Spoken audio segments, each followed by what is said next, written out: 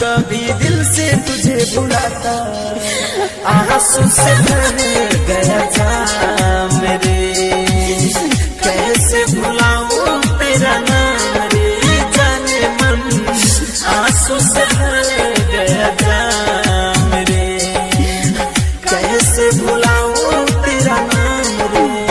जब जब याद तेरी आए जाने मन, आंखों में आंसू भर जाए।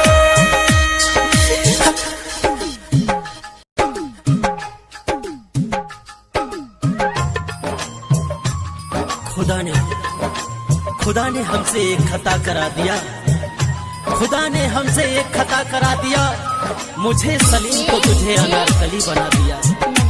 कहा कि जाओ ए मेरे अजीजो, जन्नत में प्यार का गुलशन खिलाना, कम वक्त तेरे इश्क ने मुझे शमशान पहुंचा दिया।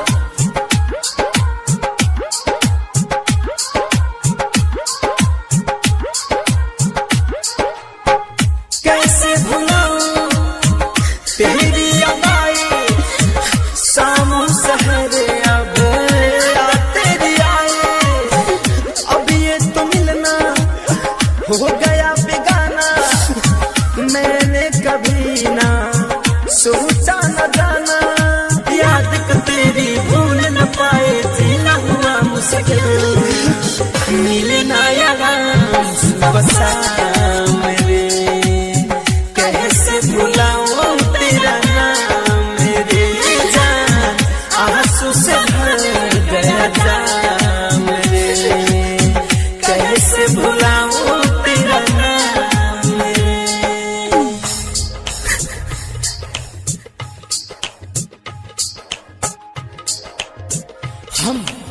हम उम्मीदों की दुनिया बसाते रहे, हम उम्मीदों की दुनिया बसाते रहे, वो पल पल हमें आजमाते रहे।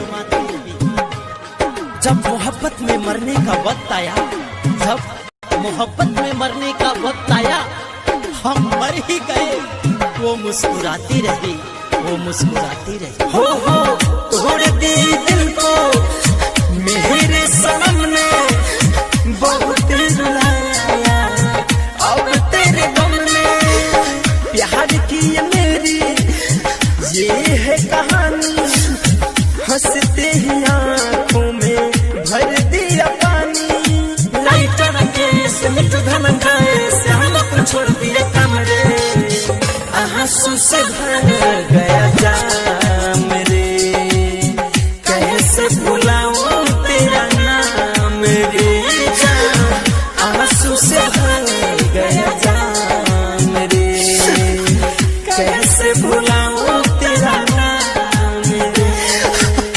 जब जब याद तेरी आए जाने जा, आंखों में आंसू भर जाए, कैसे बताऊं तुझे समझाऊं, ना कभी दिल से तुझे भुलाता, आंसू से भर गया जान।